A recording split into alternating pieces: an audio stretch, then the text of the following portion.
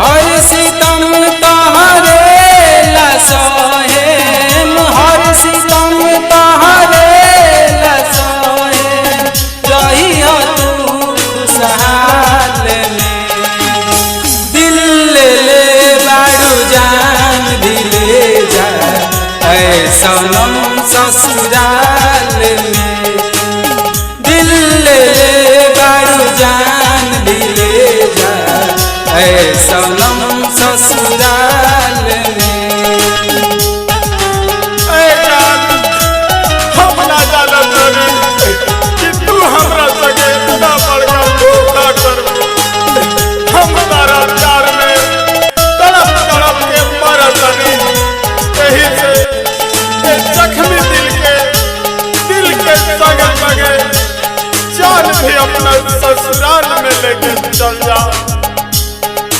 कोके बेवफाई करब सगाई, कह दे तनी समझाई हो ऐ सनम महबूब हमर, वादा कइलू झूठा हो ऐ सनम महबूब हमर, वादा कइलू झूठा हो।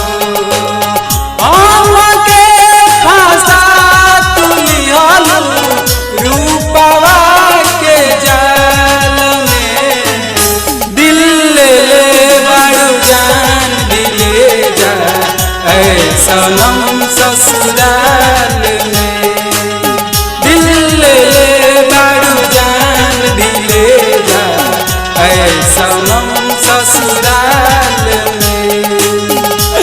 ऐ सनम हर जाए हमरा पता न रहे कि तू हमरा से प्यार करके शादी के हुआ से करबो।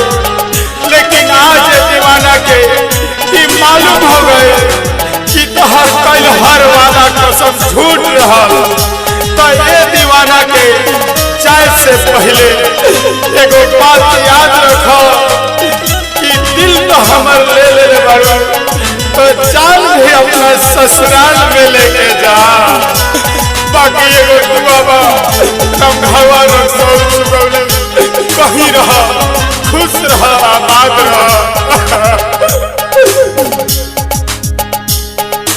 जाही के रहे तो प्यार काहे कइलू हमरा से यार हो, खुश तू रही हो जाके पियावा के साथ हो, खुश तू